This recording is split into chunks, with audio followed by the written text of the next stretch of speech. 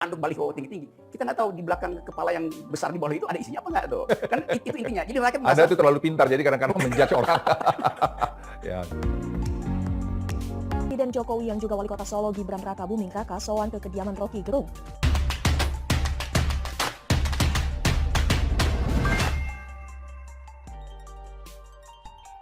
Didatangi LBP dan Gibran, Rocky Gerung ciut kayak lintah kena cuka. Ditulis oleh Manuel dari siwar.com. Didatangi oleh Gibran Rakabuming Raka dan juga Luhut Binsar Panjaitan, Rocky Gerung menjadi orang yang langsung ciut seperti lintah yang kena garam. Selamanya kita tahu bahwa Rocky Gerung adalah sosok yang suka menghina Presiden Joko Widodo dengan sebutan Presiden Dungu. Dia juga menjadi orang yang seringkali nyinyir terhadap kebijakan pemerintah yang justru pro kepada rakyat dianggap sebagai kebijakan yang bodoh. Selama ini Rocky Gerung bebas berkata-kata dengan kasar di sebuah acara TV yang sekarang sudah dibubarkan. Dan saat ini dia sudah kehilangan kerjaan karena busuk mulutnya yang membawa petaka dan borok bagi sebuah stasiun televisi bodoh itu. Akhirnya membuat dia harus membuat sebuah channel YouTube yang isinya wawancara kepada orang-orang penting sepertinya. Tamu pertamanya yang diundang bukanlah Anies Baswedan yang merupakan gubernur rasis dan jahat itu. Bukan juga Said Didu yang merupakan mantan pekerja di BUMN Merpati yang bangkrut karena gak bisa mengelola keuangannya. Bukan juga sahabat baiknya Fadlizon yang meskipun di dalam partai koalisi Presiden Jokowi, dia masih ngebacot gak jelas. Bukan juga Rizal Ramli yang kalau ngomong R kurang jelas. Tapi tamu pertama yang datang adalah Luhut Binsar Panjaitan dan dilanjutkan dengan Gibran Rakabuming Raka. Yang secara jelas kedua orang ini adalah orang dalam Presiden Joko Widodo. Videonya nggak terlalu viral seperti podcast pada umumnya. Tetapi lumayanlah untuk ditonton supaya Rocky Gerung dapat saweran sedikit karena dia tanah pun nyaplok. Waktu saya nonton, saya ketawa terbahak-bahak sampai perut saya mules dan six pack. Karena Rocky Gerung yang biasanya kasar dan kalau ngomong itu penuh dengan kebencian, mendadak jadi seperti kucing yang disiram air. Ciut kayak siput ketika kena garam dan lintah ketika kena lada dan cuka. Benar-benar berbeda, seperti orang waras pada umumnya. Saya ngakak melihatnya karena memang mulutnya Rocky Gerung kelihatannya tidak bisa terlalu banyak berkata-kata kepada Luhut Binsar Panjaitan dan juga Gibran Rakabuming Raka. Lucu melihat Rocky Gerung menjadi orang yang munafik. Mantan simpatisan dari Demokrat ini menjadi sosok yang kelihatannya ketakutan atas sosok Luhut dan juga sosok Gibran.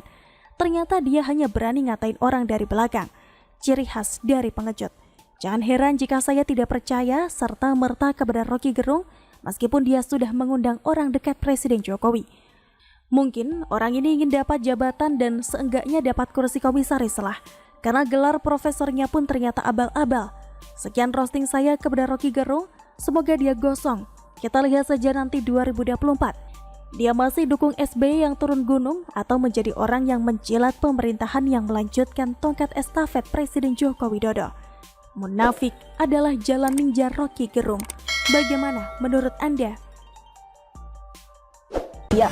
Dokter pribadi Gubernur Papua, Antonius Mote, memberikan informasi mengenai kondisi kesehatan Lukas yang ternyata sehat pasca penetapan sebagai tersangka atas kasus dugaan gratifikasi 1 miliar rupiah oleh Komisi Pemberantasan Korupsi. Anton Mote menjelaskan Gubernur Lukas NMB mengalami beberapa jenis penyakit komplikasi dan membutuhkan perawatan medis.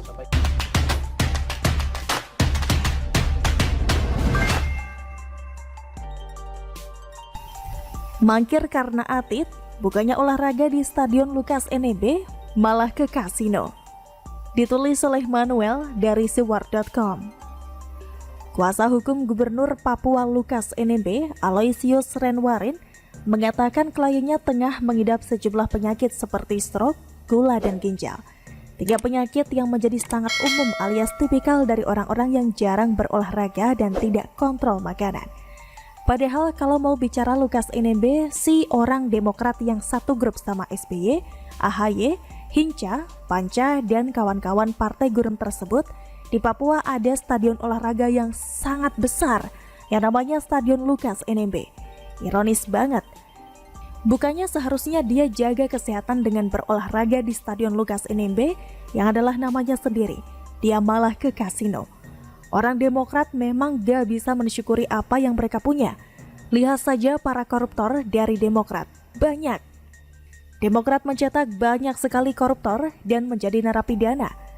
Beberapa berhasil bebas, beberapa nggak berhasil bebas karena habis nafas seperti Sultan Batugana. Hebatnya saat itu Kepala Penegakan Anti Korupsi Antasari Azhar tidak lama kemudian dikriminalisasi. Buat saya seharusnya Lukas NMB ini daripada pusing-pusing main di kasino yang menurut si pengacaranya hanya bersenang-senang, dia lebih baik melakukan olahraga untuk memberikan kesehatan bagi tubuhnya. Investasi di fisik bro, jangan kebanyakan buang duit. Saya kira orang Demokrat ini harusnya belajar sedikit dari AHY yang rajin olahraga. Meskipun itu hanya untuk memoles karir politiknya yang memang jelek. Seharusnya Lukas NMB menggunakan stadion, membuat program-program khusus untuk orang-orang agar bugar. Seharusnya Lukas NMB bikin program khusus untuk pejabat dan ASN di daerahnya agar bisa hidup lebih sehat. Karena hidup sehat akan membuat tubuh jadi bugar dan pikiran jadi segar, sehingga pikiran soal main kasino bisa dikesampingkan. Tidak ada yang salah dengan minum bir dan mabuk-mabukan menurut saya. Tapi yang salah itu kalau sampai ada urusan di KPK, tapi nggak bisa lanjut. Kan Stadion Lukas NMB ini stadion yang berhasil jadi di era Jokowi, gak kayak Hambalang. Atau daripada nggak dipakai selayaknya tempat olahraga oleh Lukas, mendingan ganti saja stadion jadi kasino Lukas NMB.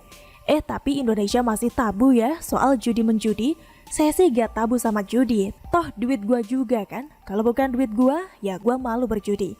Selama judi itu adalah hal yang dilakukan untuk senang-senang dan tidak sedih atau nafsu sampai pakai uang rakyat, ya gak apa-apa.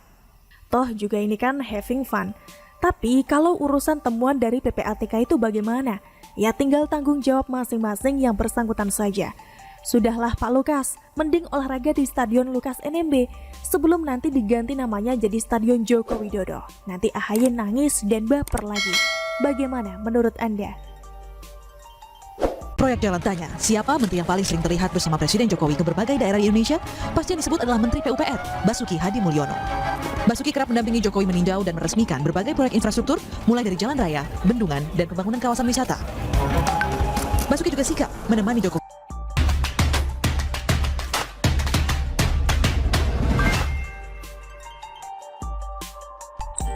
Telaknya sindiran Pak Bas pada SBY, skakmat, mati. Ditulis oleh Erika Ebener dari siwar.com. Menteri Pekerjaan Umum dan Perumahan Rakyat, Basuki Hadi Mulyono, adalah sosok menteri yang dikenal tidak peduli segaduh apapun atau setajam apapun upaya mendiskreditkan hasil kerja Presiden Jokowi atas pembangunan infrastruktur Indonesia. Basuki Hadi Mulyono adalah chef